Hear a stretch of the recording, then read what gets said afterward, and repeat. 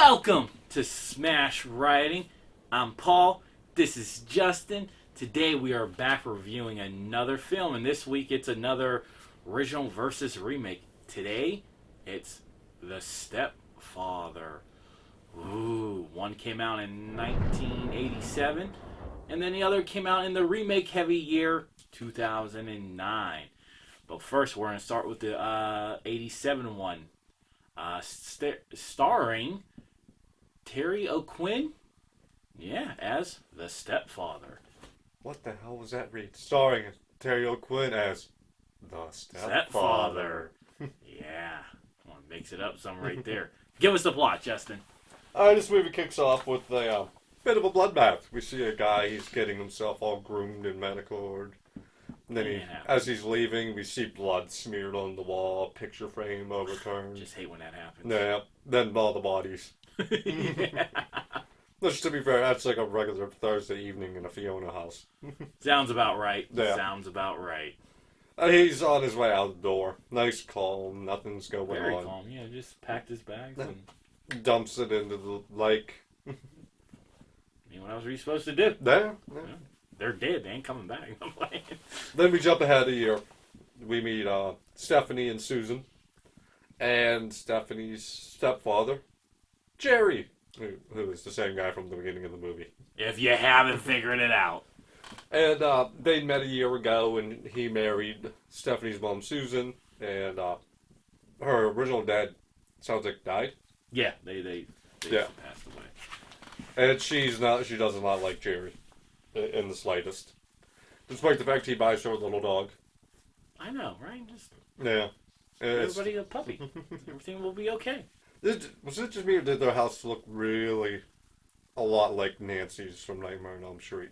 No, I'm pretty sure it was almost Nancy's house from Nightmare on Elm Street. And it's funny because there's even a callback to that later in the film whenever he's wearing a red and black sweater. It had those vibes. It definitely gave you some Nightmare vibes. But, meanwhile, after meeting all the characters, we jump back to the original murder house, and we meet the woman's brother, and he's meeting with a reporter. He wants the reporter to run the story one more time, because he has it in his head that we're going to just call him Jerry. Jerry must still be in this area because, as he put it, he quit his job a week before, but he kept going to work. And he thinks that what Jerry was doing in that time was setting up a new life. Yeah. So he wants him to run the story again, and maybe someone will recognize his picture. We go back to Jerry and family, and they're holding a big party. He's very neighborly. He wants everyone to celebrate. There's even the people are like neighbors that he has sold houses to. Because he is a realtor.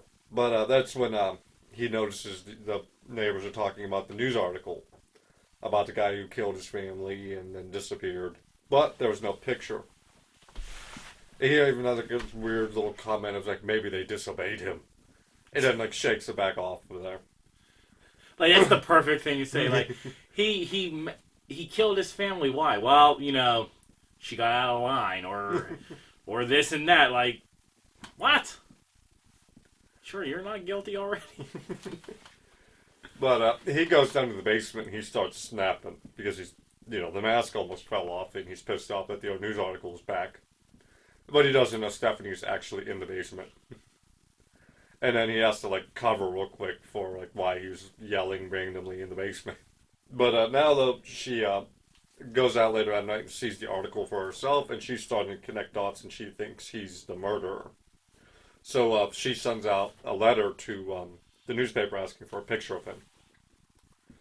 But it's a letter that a photograph that she doesn't get. He beats her to the mail that day. And now he's really pissed off. He's really like, oh shit, everything's going wrong. And it's back to the basement. And he almost slips because he's got the hammer. But he's lulled out of his homicidal rage by dinner. Well, maybe he was just hangry. Yeah.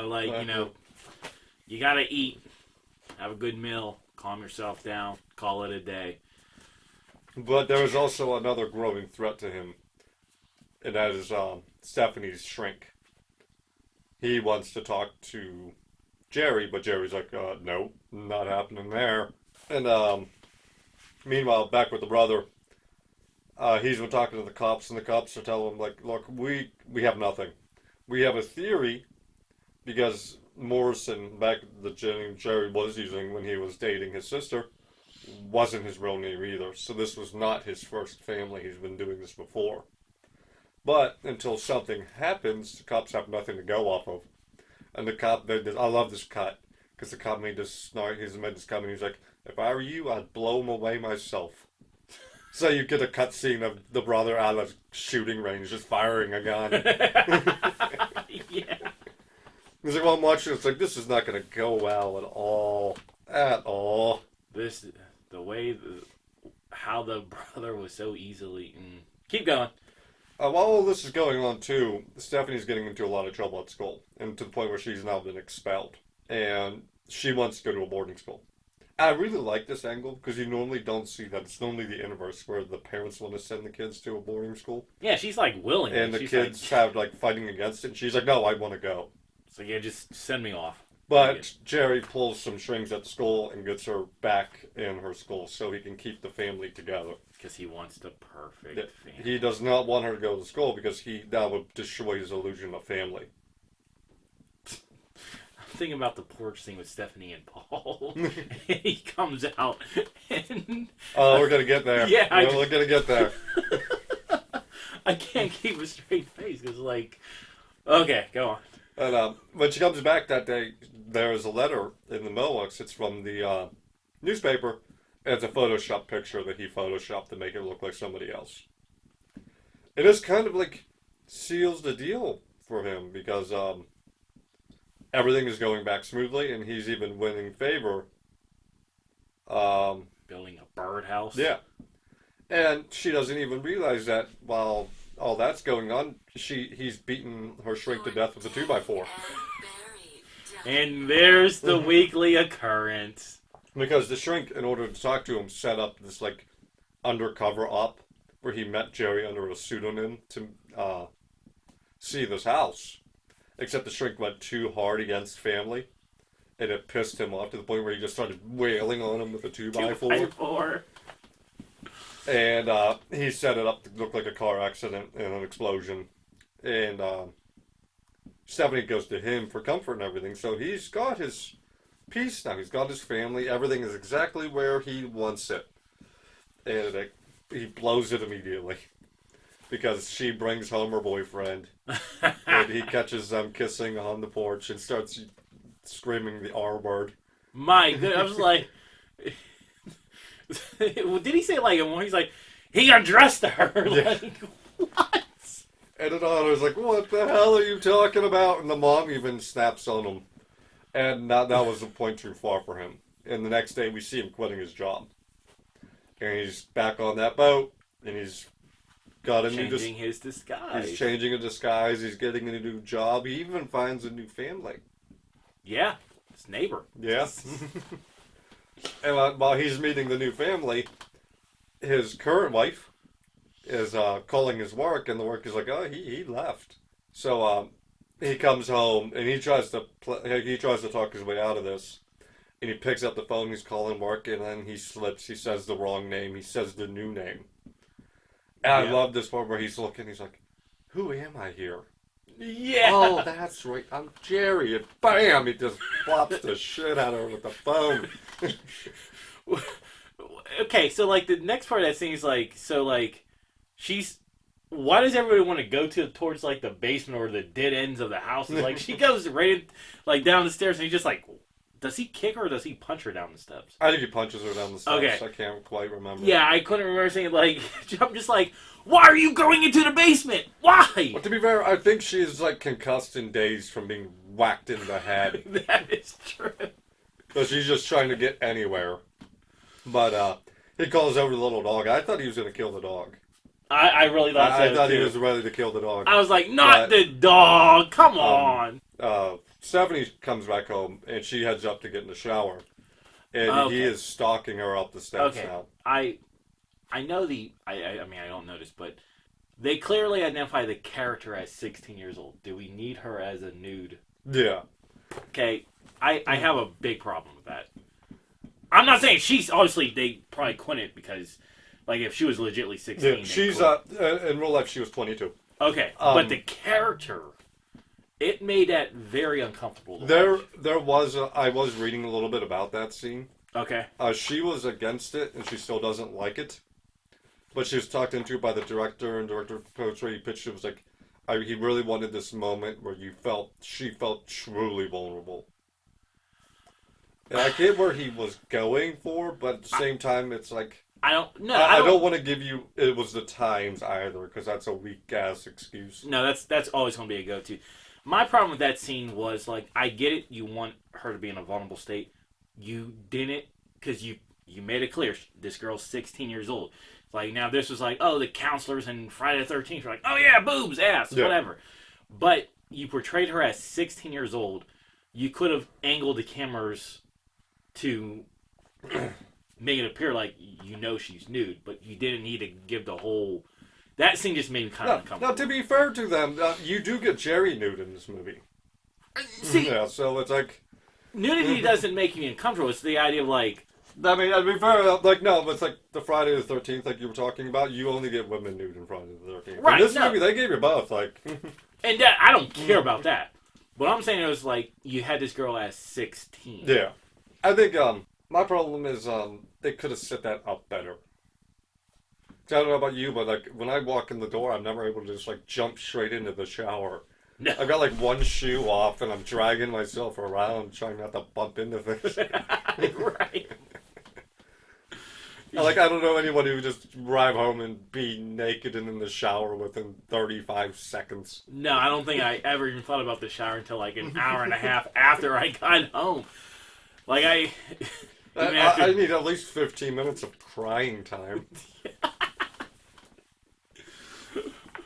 Nobody. I don't think nobody in But there there is a factor of, like, you probably didn't have to show her naked, being that you're trying to portray her as 16. Yeah, that's the biggest thing I had a problem with all that was like, I get it, you want her to be in the shower because it's a vulnerable state, all that stuff, that's all fine.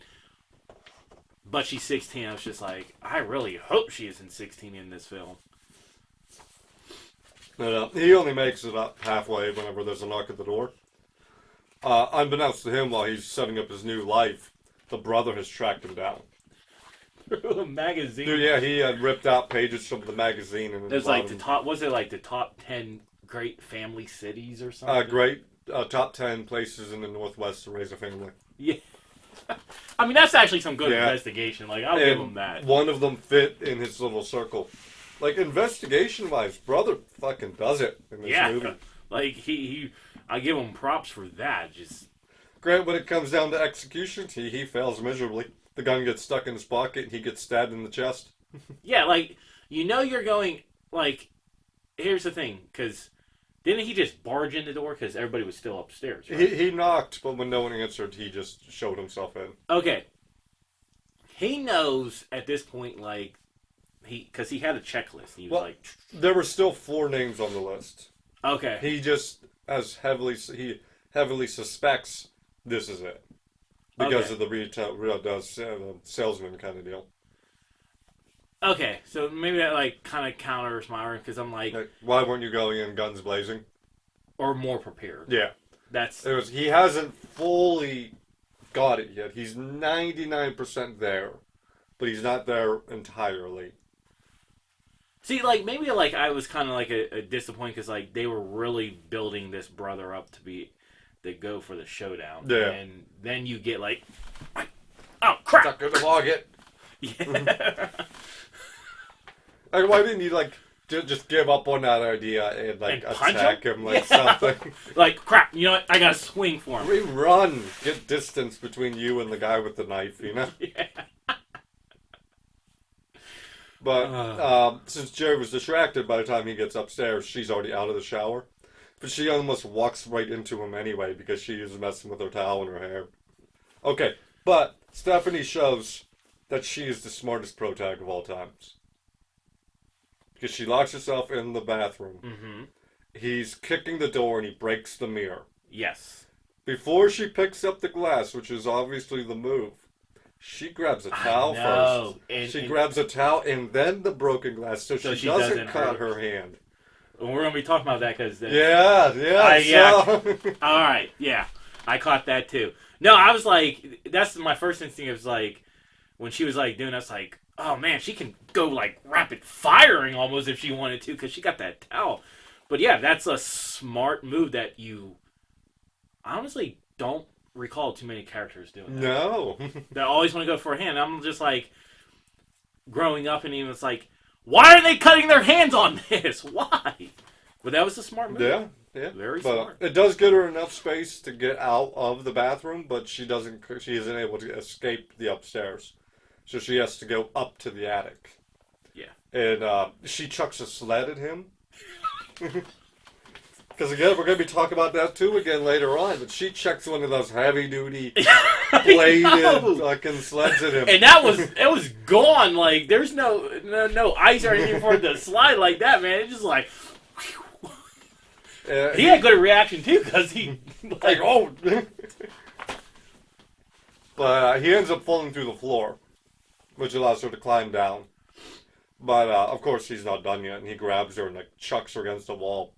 When he gets shot by the mother, who's come back into the fray, she got her hands on the gun and shot him in the back, and then in the leg because he's like the Terminator. He keeps trying to go after Stephanie, and then they get into a crawling battle because Stephanie just will not get up to her feet here. You're right. And she didn't get injured at no point. Like Besides getting chucked up against the wall, but I don't think that hurts your legs that much. She gets to do a crawling battle instead. But she gets the knife first, stabs him in the chest. He takes a tumble, and the movie ends with her cutting down the birdhouse in the backyard. Okay, who puts a fucking birdhouse on that high of a post? I'm like, it's like way up there. I'm like, there's no need for that. I'm guessing he's trying to dissuade the squirrels by putting it up that high. Why? They can just. I mean, maybe they won't catch the scent of it up that high. I don't know. I think it's back to back. It's because he wants it to stand out over the fence so everyone can see his birdhouse. Mission accomplished. But that was still badass that she was like... Welcome back. If you're new here, my name is Aileen. I was trying to turn something off and turned on a YouTube video. But no, I thought that was like pretty, like... I thought that was a good little ending to like get rid of his memory by... And of course it was Stephanie that was doing it. Yeah. Alright, so, Terry O'Quinn is an absolute menace in this movie. Good lord, because every part of him is disturbing. Yeah. The one thing... So, like, I really like his disguises really kind of made him look different. Yeah. Like, when you see him, like, in the beginning of the film, cutting his beard, it took him, I was like, I mean, watching all these movies, like, oh, okay, there's the villain.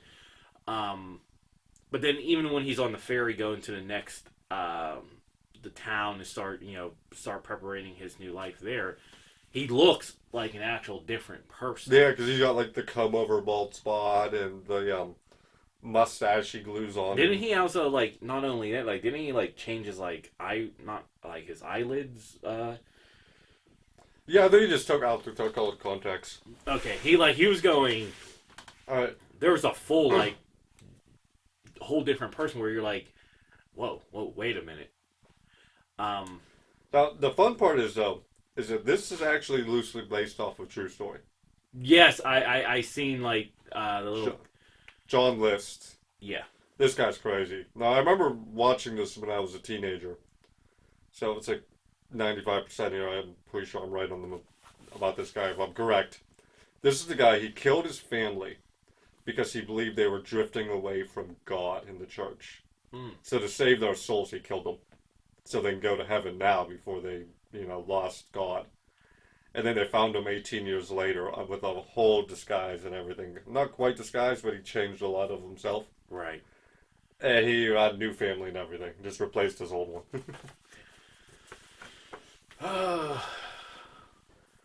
But pros and cons. I thought everyone did really well. I liked the fact that Stephanie came across as a teenager. She wasn't really doing anything drastic in here. She couldn't fight him head on or anything. And she was just enjoying life as a normal teenage girl who could throw it down and just kiss her boyfriend. Yeah. Know the R's. But, I kind of, I actually liked the pacing. Like, I didn't think it kind of, I mean, I know it was only like 85, 89 minutes or whatever. It just, I liked the creepy music. Yeah, the music was really creepy. The score was really good. Yeah. I liked the goreness was pretty nice. We don't get a whole lot of it because he only beats the one guy with the 2x4 and deals with the. That's all you need? Like, yeah. A 2x4. It has a sinister, the phone. The phone, yeah. The sinister story behind it because the whole time we know that he's the bad guy. Yeah. So we're just we're learning, finding out what's going on, and when is the mask falling off. Right. To where, the family's, like, still, like... Stephanie and Susan, Jill, Charlene, and Shelley Hack had really good chemistry together. They felt like a really good mother-daughter combo. Yep. And like you said, you got to give Stephanie props. Like, she was almost guns blazing with making sure her hands didn't cut up to stab him. I like the fact that with Stephanie character, like, she never relents, really, until, like, a brief moment. She gives Jerry the benefit of the doubt. And it's truly that, just a brief moment. And he's the one who cost himself. Because he just could not let it go. So we'll give our grades after we... Yeah, we'll do the 2009, then do the grades. Let's skip ahead to 2009. This one starring Dylan Walsh. Penn Badgley. Yeah. Stella Ward. And Amber Heard. For God's sake, I didn't know Amber Heard's career went this far back, but 2009.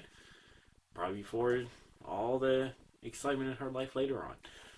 Give us the plot. We open up to a man. He's getting himself freshly groomed, new contacts, cup of coffee, some a little bit of a little toast, shaving cut. Yeah, it happens. As an average day. Yeah. And then we see the bodies.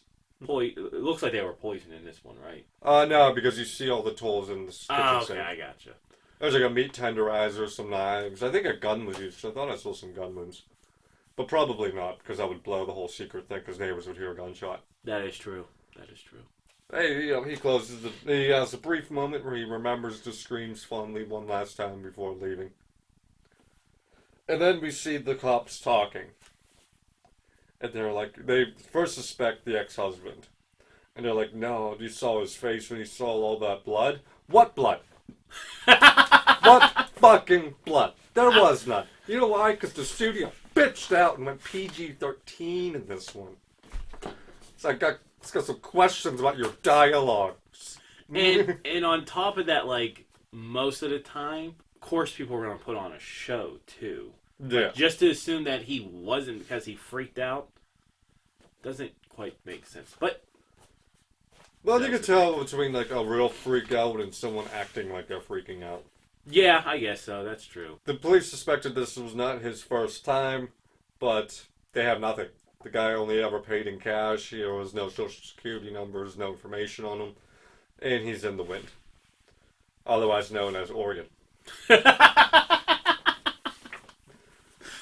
He's meeting a new family at a grocery store. He said Oregon. God, that northwest, some bad movies come out of that one. Fucking Washington. Anyway, we jump ahead 6 months. Then we see the oldest of the siblings, Michael, returning home.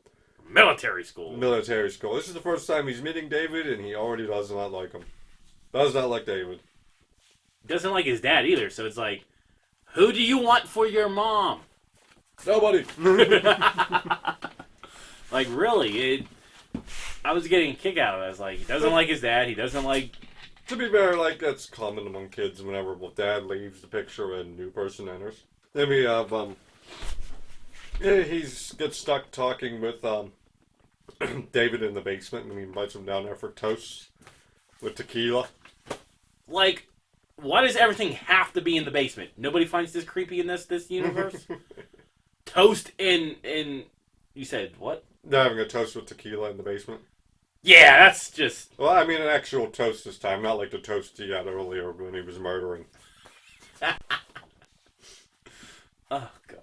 And later that night, you see like a bit of a jealous moment between David and Michael's girlfriend, Kelly. There's a bit of a little underlying argument going on between everyone, where the mom still wants him to go finish his senior year in military school Hmm. because I guess he was really bad off whenever the dad left, and she had to send him away for everyone's sake.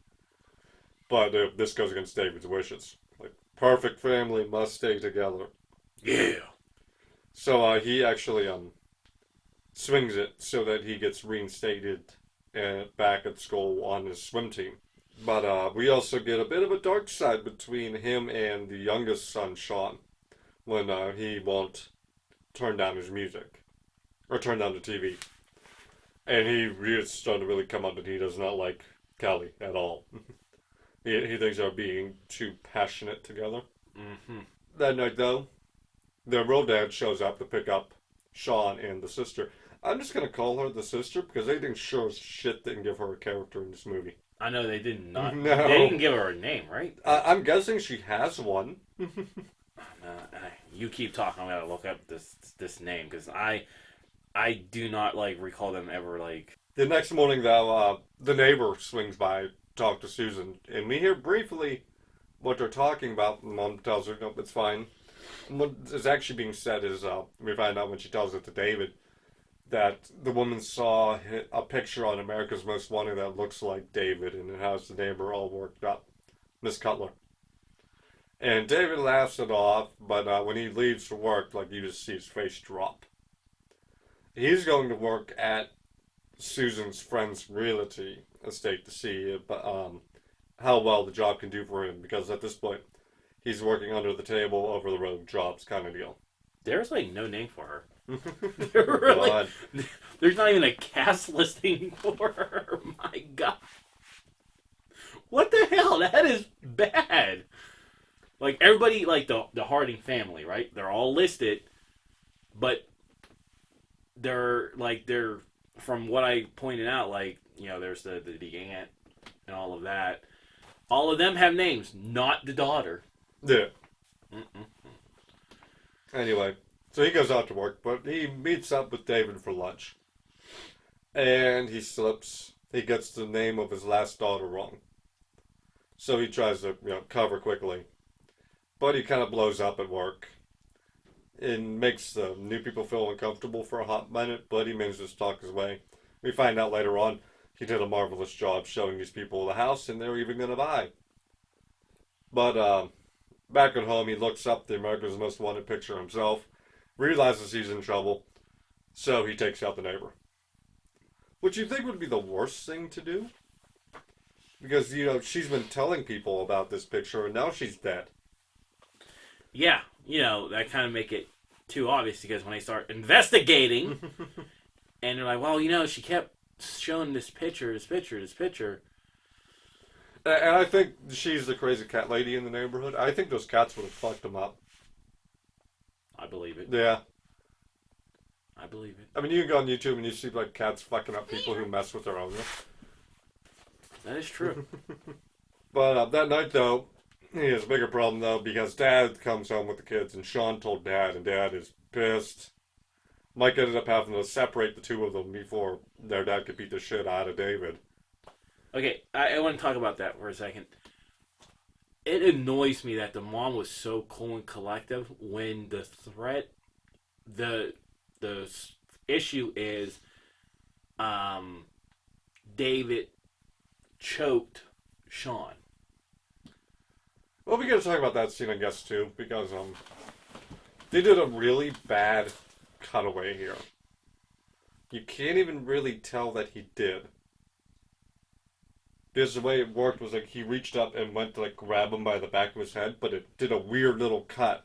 So it only ever looked like he grabbed him like that. Okay. Instead of like choked him, but it came out choked later on. I don't think Sean's lying about it. I just think they PG-13. They can't show too much violence. So they did a real terrible cutaway there. I'm not telling you to choke the child, but That's a first. smack him upside the head or something. Don't go to the extreme.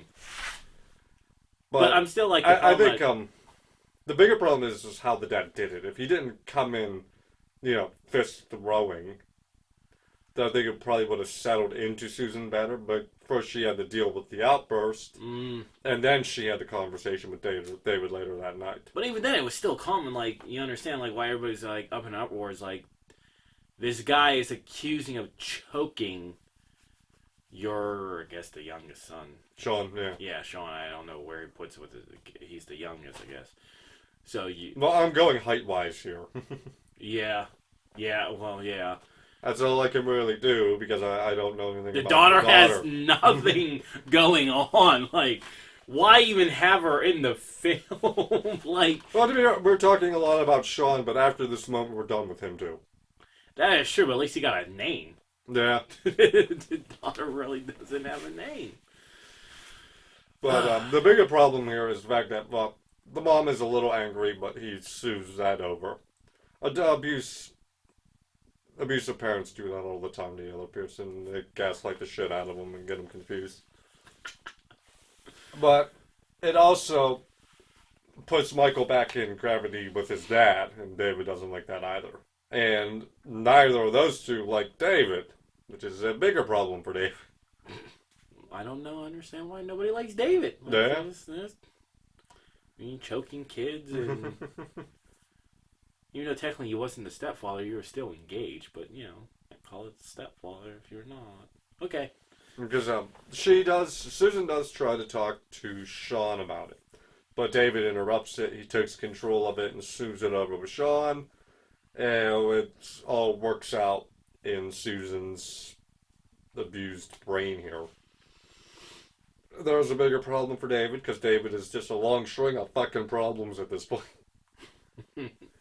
He does so well at his job that now his job needs his personal information. Information he can't give. So he gets into a bit of an argument with Susan when he tells Susan he's quitting and going back on the road. Because it's not the job for him. He doesn't really like selling houses. Despite being successful at it. Yeah. If that's not a red flag. Susan, I don't know where the fuck the daughter is here. The daughter's not home. I think the writers and directors forgot about the daughter as well. Sean and Michael are up in Sean's room playing video games. Susan goes out with her friends, and David is sharpening pencils. When That's not psychotic. Like, come on now. the dad shows back up home, and I guess he's gonna pick up Mike, but he confronts David first. He did some research into David, where David said he went to school and he was a swim captain. Mm-hmm. Of course, David doesn't exist, so they can't find anything.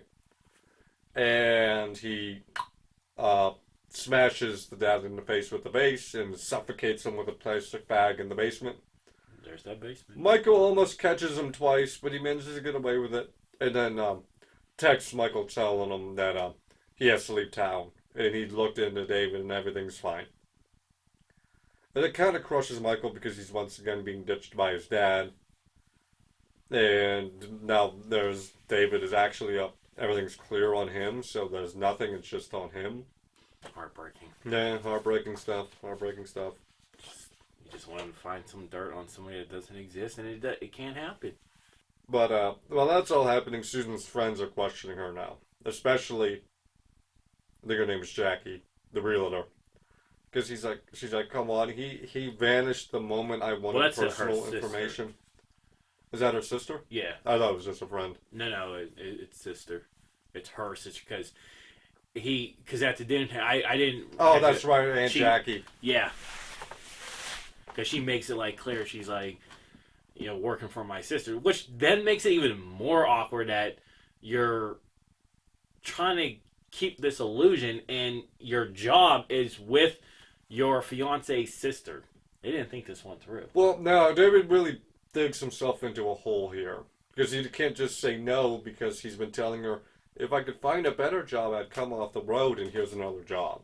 Okay. So he has to consistently play into the illusion. And it's becoming harder and harder. And Susan doubles down, like, leave it alone, we'll elope if we have to. It's on him, he wants to be with the big church wedding. And Jackie herself is going to double down and start an investigation of her own. Meanwhile, the cat lady's been found, and Mike brings up his suspicions to Kelly, but she shoots him down, telling him, she's like, you gotta calm down, it's just you being angry. And, They would have thought that defense would work in court, you know.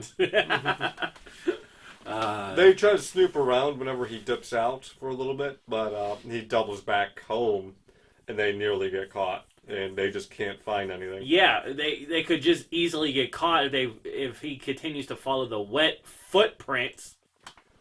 Let's go sneak around after we went swimming and not even worry about drying off. I'll give it to them because there's two stupid teenagers. Okay, I mean, yeah. If they were adults, I'd give that to you, but they're two stupid teenagers. And one of which doesn't even want to be here. I guess. But I still would just... This one, though, he's won Michael back. Michael's ready to give up. He's giving up. It's fine. It's just on him. But David fucks up by trying to have a one-on-one conversation with him where he kind of subtly threatens to send him back to military school if he doesn't settle down. And at that point, too, I'm like, why does he look like a young Jeffrey Donovan? From Burn Notice and Hitch. I know, right? I took me a second. I was like, no, wait, no, no. Eventually, though, he does find the picture from the America's Most Wanted. And Callie's still arguing with him, like, you have to really give up on him. Then she's ready to, like, walk out. But then David has a weird conversation with her, too. Over some lemonade. Yeah. But Mike tries to call his dad again, and he hears the phone from the basement this time. But the key is gone. He can't get into the basement to track down the phone. While Mike's in the shower, too, the picture he takes of David on his phone is deleted. So now he's full force. There's something fucked up going on here. Meanwhile, Jackie, she goes down. Before she calls in an investigator because she's... But now, David's is done with this shit. He calls to have his paper route canceled. Because that's what he did to the first family. He just canceled the paper route. The day before everybody gets murdered, the paper's canceled. Yeah. That doesn't look suspicious. He gives the mom a mild sedative to keep her asleep. Yeah. And, meanwhile, though, Mike is breaking into the basement through a window. Kelly's supposed to be keeping eyes, but she nearly misses it because her phone's dying. But she gets it turned back on in time to call Mike. His phone falls off the freezer and breaks. So the entire point of her phone dying, the delay, didn't mean anything because dipshit drops his phone and breaks it anyway. And the sedative, well, no, Kelly gets punched in the face and dragged into the house, and Mike gets trapped in the basement. So he's beating on the door instead of just Kool-Aid manning it through the door. Look, these big, nice, expensive deadbolt locks really look nice, but they don't mean shit if it's just bolted into regular wood. Kool-Aid man your way through and break the wood that it's attached to. You don't have to break the lock, you have to break the wood. But and it's you can just, go right through the wall. Yeah, so you can Kool-Aid man your way through that door. But the sedative he gives to Susan doesn't matter because all of the banging around he's doing by getting all of his tools out wakes her up anyway. So what's the point of the sedative? Didn't he give her like a half one too? Yes, a Like- mild one. Why? Just give her the whole sleeping pill. Well, she wouldn't take the full one. Ugh. He had to talk her into taking half. Yeah, because he was supposed to take half too or something. So now you have the three of them up. Now it's a 3-on-1 situation here. But not quite. You see, he chases Susan up to the bathroom, while Michael stops doing everything to check on Kelly. Now this is where Susan proves she's not a smart protag. Mm-hmm. Because he breaks some glass off the mirror, and she just grabs it and cuts herself with it. Not Stephanie was smarter. She was smart enough to grab a rag first. Yep. But she manages to get around him by stabbing him in the arm, and it looked like he played dead. And they believe... Oh, no, he got stabbed in the neck. And they thought he was dead. Of course, he's not. He chases him up into the attic. Nobody tries to fight him on his way up the stairs. Like, you guys have the high ground here. Yeah, have you could not just watched start- episode 3? You could just start raining shit down on top of him here. Yeah, like a sled. Yeah, like a sled. He has to get up those stairs. And mind you, because we just got one put in our house a couple months ago, because we have an attic that we had to use a ladder, and we're just like, nah, just get an attic ladder. That shit's tight as hell. Like, Yeah. There is even more of an advantage, because not only do you have the high ground, like, you can close him off. Instead, Michael just tries to pull up the roof latch there. He breaks the rope that controls it. Yeah. So he can't pull it back up. You could just keep punching him. Yeah, just start dropping shit down the hole. He has to come up the ladder. Regardless. But he gets into the basement, and by the end of it, Susan and Kelly both fall through the floor. Yes. And this puts Susan down because it looks like she breaks her leg. Yep. But the fight goes out onto the roof, and both of them fall off. And they rush Michael to the hospital. He wakes up a month later from a coma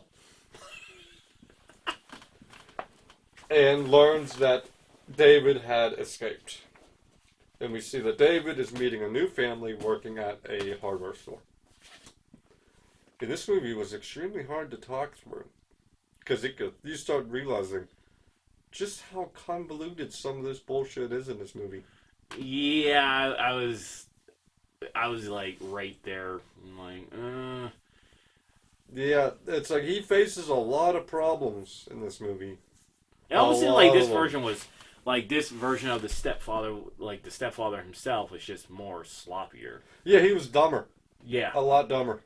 Okay, I will say the America's Most Wanted picture, that is how they called him in real life, John List. Okay. They put up an aged picture of him, 18 years aged, and that's how they found him. Okay. So that's a callback to the John List thing. But, yeah, he's an idiot here. Just all the way through. I mean, it just seems like now No, like, he killed the neighbor to shut her up. But Susan explained that the neighbor is a chatty Cathy. She's the town gossip. right. You waited all day. Which means she has told multiple people at that point. Mm-hmm. And some of them are going to be kind of suspicious here. Big time.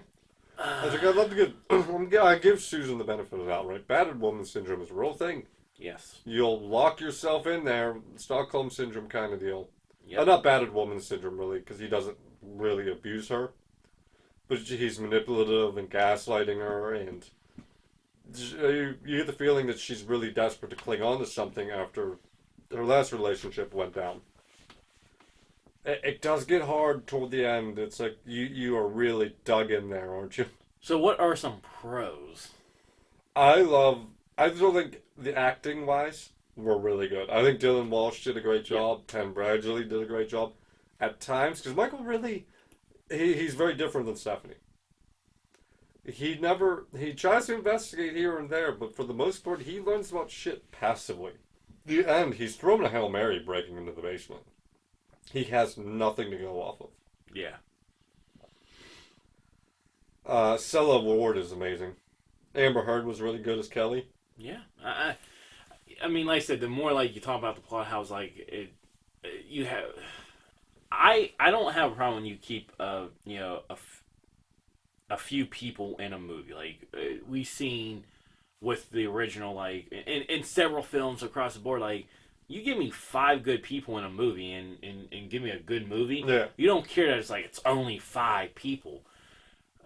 The fact that they had a daughter in this one, the daughter that was like non-existent. Sean was only there because they needed a sibling for him to abuse. Yeah. And the moment his job was done, he was gone. Yeah.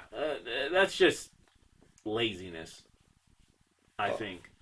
If you're going to try to give me more people and not give me more story to it. I think going PG-13 hurt this movie a lot. Because like, imagine that beginning scene in the original, right? Mm-hmm. That shocking moment of him coming down the stairs. Because you don't know what's going on yet. Right. And the moment you start seeing the blood on the walls and the disarrayed portraits and then the bloodbath that's in the fucking living room, it's like that shocking moment, right? Right. Now, compare it to the one here. You see bodies, which is shocking still. But you see, like, knife wounds with no blood.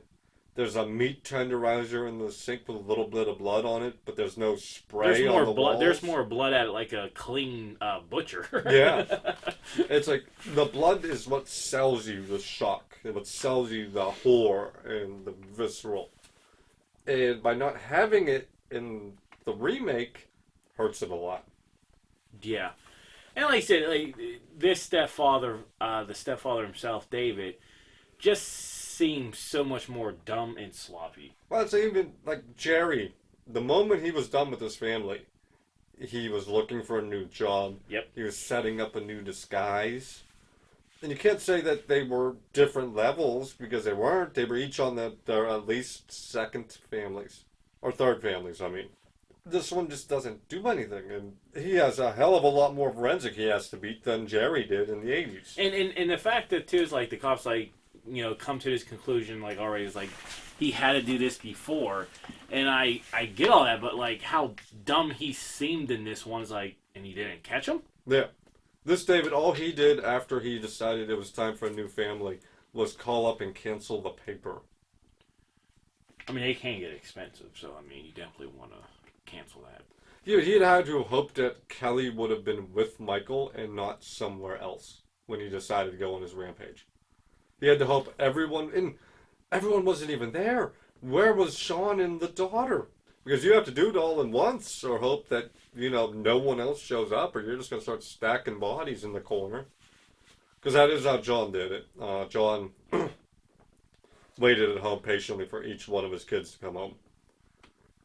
But there's a difference here is the fact that you don't know if they're going to bring anyone else. You're throwing out, you're gambling at that point. So was there a pro? The actress. Okay, yeah. I mean, I think that I had no problem with any of the cast members with this film, nor with the first film either. I think so. I mean, it's almost like automatically this one gets canceled out. I talked about like off camera how I thought maybe like the end sequence was a little anticlimactic. Maybe like the action. I thought Jerry, like the final end sequence for the first film, probably could have been a little bit more, a little bit more going on. Maybe it had the brother of his ex-wife do a little bit more than get stuck. Yeah. In the with his gun getting stuck there. Obviously we know that the original series spawned at some sequels, so yeah. I think they're hoping for some sequels with this one too. They sure hell left it open. I mean, the original Stepfather wasn't supposed to have sequels. Yeah, I mean they were like, oh look, they cut down his little bird house and he was dead. This one even made it clear, like, nah, he's alive. I felt that was insulting too. It was like you really want to see the family win, and this did not feel like a win. No, because they lost a month with Michael. Where the hell are the other kids? And the stepfather's in the wind. Not to mention, would it make any sense for David not to try to kill the family? Yeah. Why wouldn't he come back after him? They know his identity. Yeah. So now his cover for the next family's blown until he kills the witnesses, which would be the previous family. And that's what we saw, which was like, they're both their MOs. They had to kill the previous family to move on. Except Jerry was going through with the mission until he actually ended up somewhat being killed. Yeah. To where David's like, I'll be okay. No! You gotta kill those family. So, I think in the end, maybe I am still disappointed with how Jerry, the end scene with Jerry trying to kill them, it's still a little bit, could have been a little bit more. I don't know how, but it could have been. It didn't matter much to me because it's like average family. Jay felt like a human. He took 2 bullets and then a stab to the heart, and he was done. Yeah, so I mean, you have nothing like Nothing superhuman, right. which was the tale of the day back in the 80s. Oh yeah, because that's the slasher era. Yeah. I mean, that's you had to go up against all of that. I mean, like, David gets shanked in the neck with a piece of glass, and there's no blood. No fucking blood. You got stabbed in the neck, my dude. That's right. It was like they clearly have it like it's in his neck, and then when we pop it out, it's like, I'm pretty sure you need to cover that up like right now. How are before you like bleed. just like splurting blood from your neck? You know, there's so much going on there. All right, final grades. Let's do it. 80s. The '80s one. You know what? I want to give it an A. Me too. Hey, I love the score of it. I love the pacing of it. Yeah, great stuff from top to bottom. There's almost nothing You to complain about. humanize the killer, but which kind of does make sense why he couldn't just pop back up and make it a little more interesting. The remake, whew, I think I'm gonna have to give it a C plus. I'm going to go There's with good stuff here, but I don't want to watch it again. yeah. See, when I do C's, I go something like I can watch again. I don't want to watch this again. It had the actors kept it afloat, Yeah, but I'm still giving it a D. So C plus for me. D to you. Winner is original. originals, wow. Until next time, Bye bye. bye-bye.